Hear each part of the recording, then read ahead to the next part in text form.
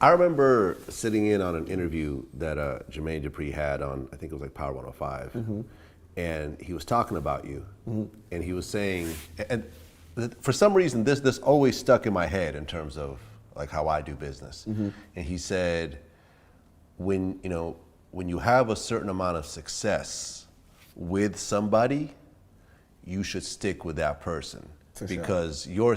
A lot of people start to think that their success is their own success, when the reality is it's the success of a team or of the group. Right. And he made a mention of like, well, you see that Bow Wow's not doing the numbers that he was doing while he was with me. You know what I'm saying? Yeah. You know what I'm talking about? Yeah. And it was like, I remember it really stuck to me. It was kind of like, okay, it's really easy to think it's all you. And to kind of get beside yourself and not give the people who made this point in your life a reality. Right on.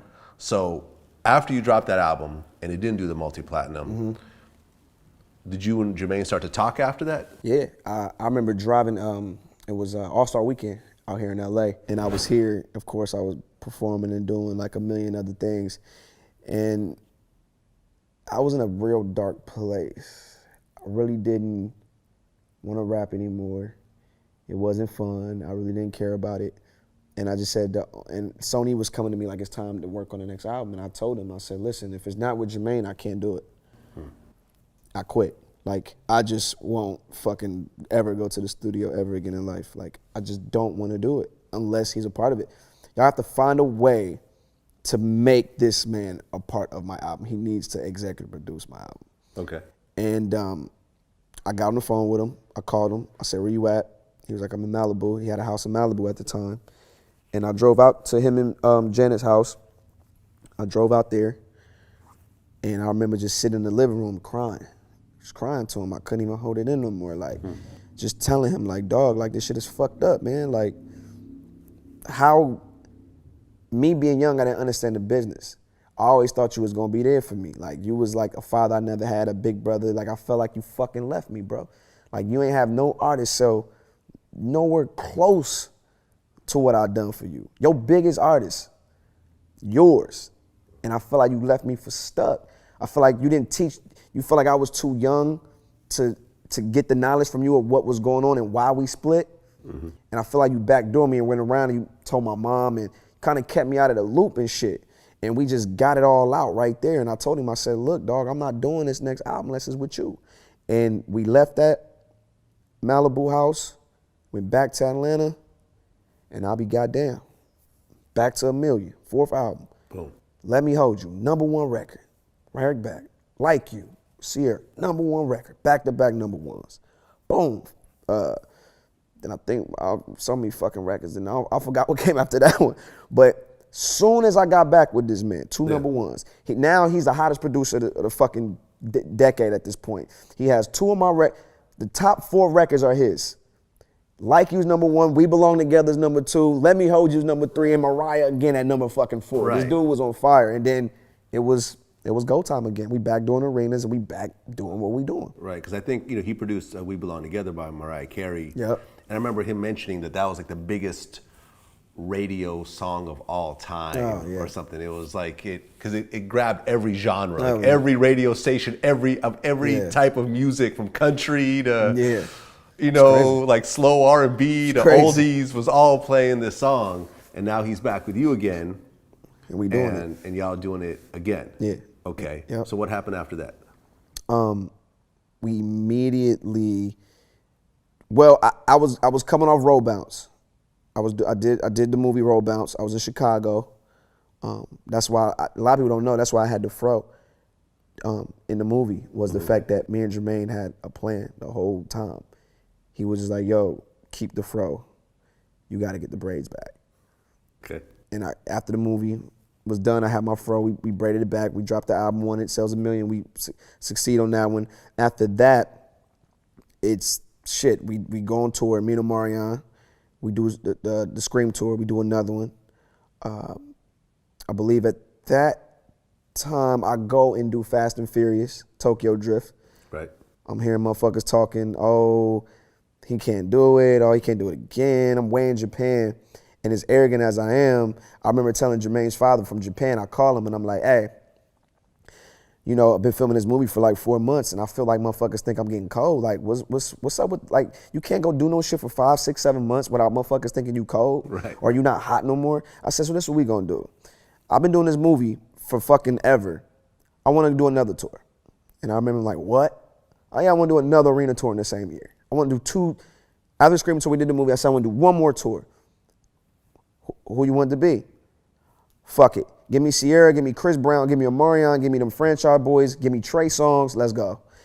Got what I wanted. Boom. Put them all on tour with me. Opened up my audience to all of them. Yeah. Everybody. And motherfuckers, we sold out the Garden 2 times in 1 year. And then after that, it was just on. And then a lot of touring. Then we got to the album Price of Fame.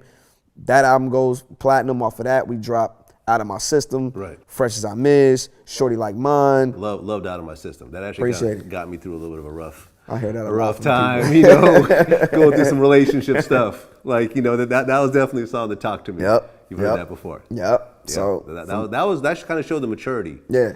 Because I feel like you see more, you know, you're tackling more mature subject matter. Right. At that point. Yeah. But I had a lot of things that was going on in my life too. You know, coming out of a high profile relationship that led into the success of Out of My System because my fans pretty much followed my life. So they knew who I dated, they knew what I was going through, and then boom, you know, and from then it was back on tour again, here we go, you know, and just never stopped. There was always album, movie, tour, album, movie, tour. I kind of try to maintain the same formula, you know, no different than Floyd's formula.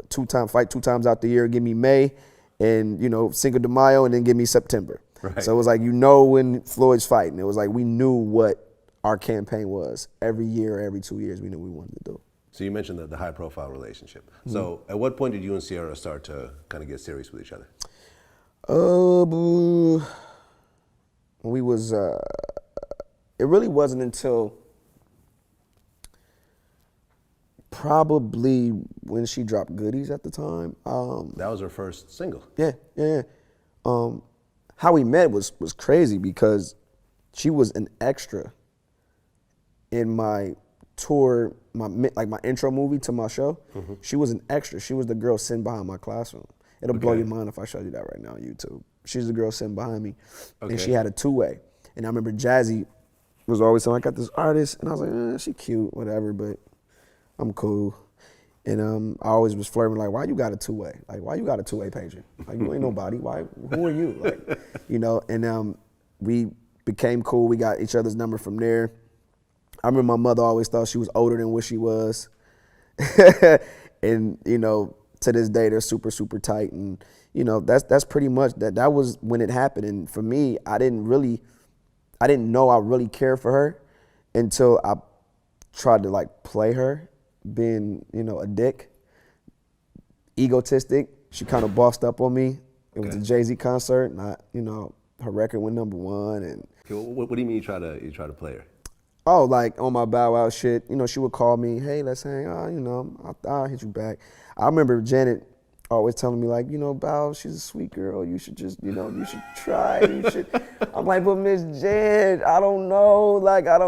And then Jermaine was like, it's gonna take for him to see that girl with somebody and he gonna lose his fucking mind. Don't tell him nothing. And that's how it happened. I remember it was the night of the Jay-Z show. Okay. You know, she's popping, you know, she the new hot thing. Of course, me, I'm like, shit, hold up. I was first. Like, let me bring this thing home. And it wasn't until after the Jay-Z concert, she did some real boss shit. I said, I want to take you to the Jay-Z concert tonight. She said, no, I'm going with my girlfriends. I said, oh, that's cool. I'm gonna bring my homies. Now your homies too young. You feel me? I'm going with my grown girlfriends tonight. I'm like, word?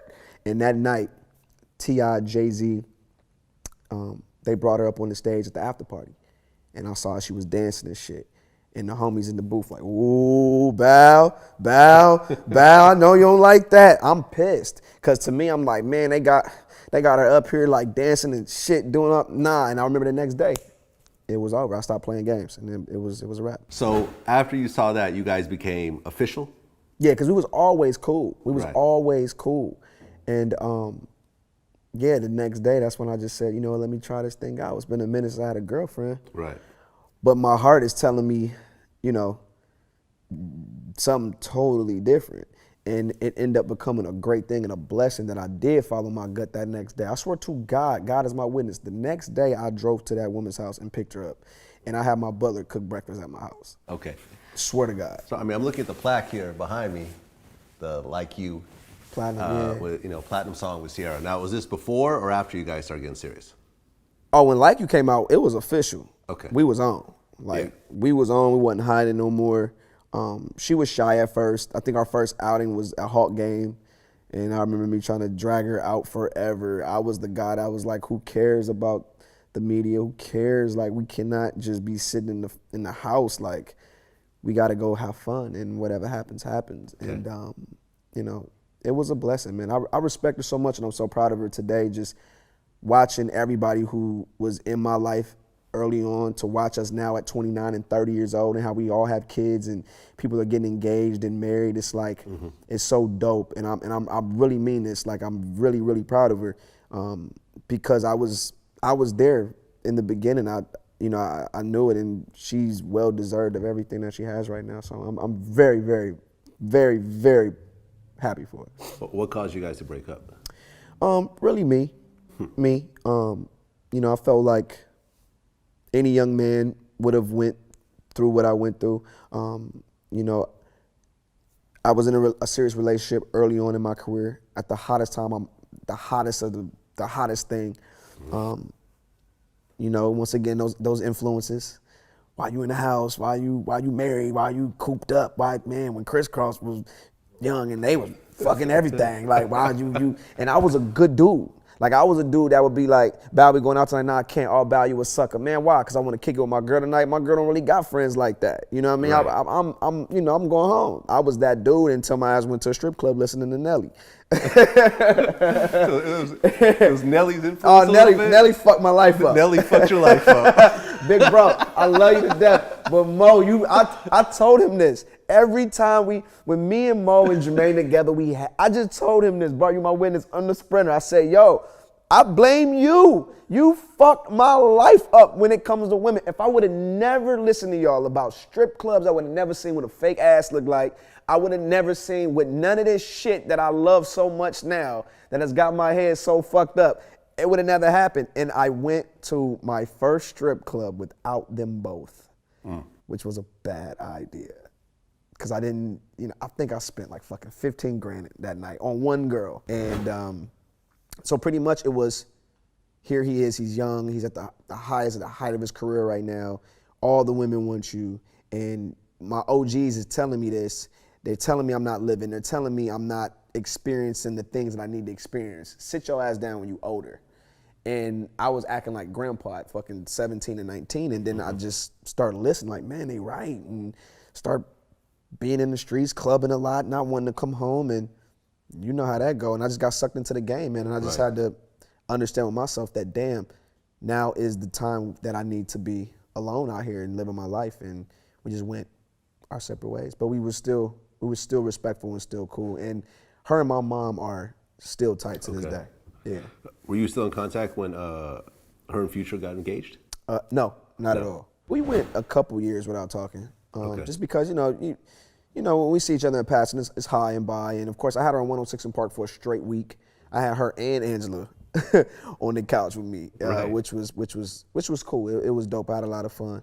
And we was cool then. I mean, we would talk during commercial break. We'll talk. I'll catch up. But like I said, man, we were kids, man. Right. You know, I think a lot of people don't understand that, you know, next year I'll be 30. And that, me and C happened around, you know, 17 through 19. So were you her first? That I don't know. Don't know. Yeah, that I don't know. When you see her going through the drama with Future, you know, with the custody and everything else like that, and her with Russell, like knowing her the way you know her, like what is your take on all this?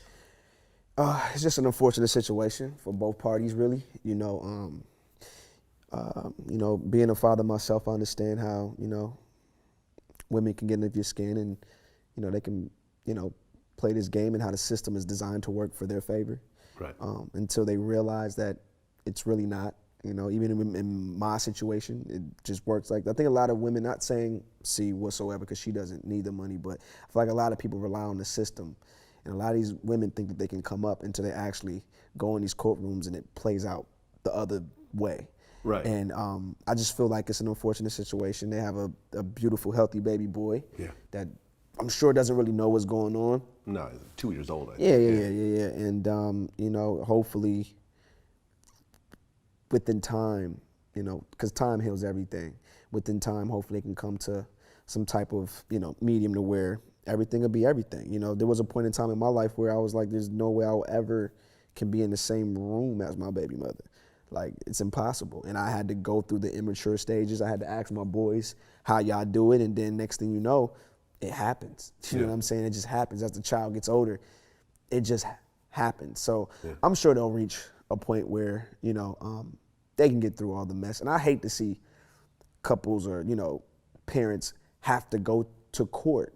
It's bullshit. You spend so much unnecessary money on absolutely nothing. And this is the money I could have put away for my kid, or I could have bought you a house. Right. You know, you're in court trying to get a home for me, but you don't understand I'm spending way more than mortgage money a month or weekly on your fucking lawyer fees. Right. So, you know, I don't wish child support. I don't wish court. I don't wish family court on nobody. Yeah. And hopefully, you know, they can come to some type of conclusion and, you know. Well, Future got co-parenting. I guess she had sole custody before, and Future got co-parenting, which I actually agree with. No, I think, you know, that unless the father is just not wrecked there. off drugs and can't even function. Yeah. You should have co-parenting, I especially agree. for someone who could provide like a Future. And everyone needs their father. Absolutely. You know, with me not having my father, look at me. I'm not all the way there when it comes to women because I felt like I never had my father there to teach me certain things. You know what I mean? Well, you had mentioned that your father was an alcoholic? Yeah, for sure. Big time. You know what I mean? So it's kind of like, you need that. So if you got a man that wants to be there, let that man be there. And vice versa. If you got a woman who wants to be, some deadbeat mamas out here too, Vlad. We got some fucking deadbeat moms out here too.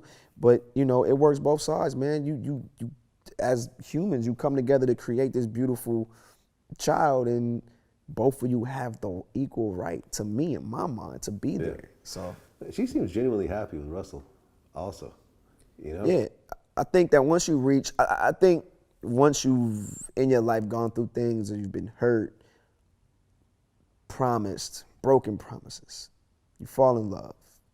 Love hurts you. Yeah. And all of these things are preparing you for the grand story of something great lies at the end of the tunnel. And I feel like she's done that. You know what I mean? You gotta be. He's something different. He's not a clubber. He's not a bottle popper. He's not a weed smoker. And he accepts the child. Like, you see him out with her and baby Future. Like, it's dope. Exactly. So he's a role model to, I'm sure, millions of kids who want to be like him and play football and different things like that. And I think that it's, you know, it's different. You know, it's different. And I think anytime you encounter something different, it's like a new breath of fresh air. Plus, dude is highly respectful from what I see. Even how he carries himself on and off the field. Sure. To society, the quote unquote perfect man, if that does exist. Right. That's what every woman wants. Yeah. You know, and that's what I'm believing she has with him. Of course, they're engaged, and I just feel like she's been trying to find that. Now God has put that in her life, and I feel like she should be happy.